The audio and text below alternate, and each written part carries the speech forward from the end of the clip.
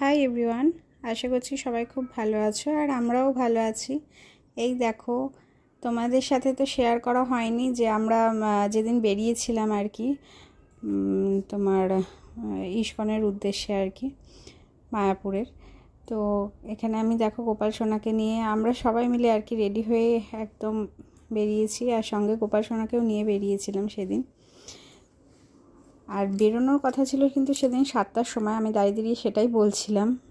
আর সেখানে আমরা বেরোচ্ছিলাম প্রায় তখন 9টা বেজে গেছিলো। আর সব থেকে আনন্দ হচ্ছিল যে এটাই যে অনেক অনেক দিন পরে আমি গোপালকে নিয়ে কোথাও ট্রাভেল করছি।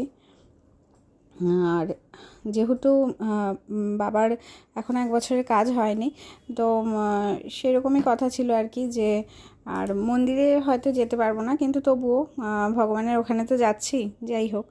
তো এই তো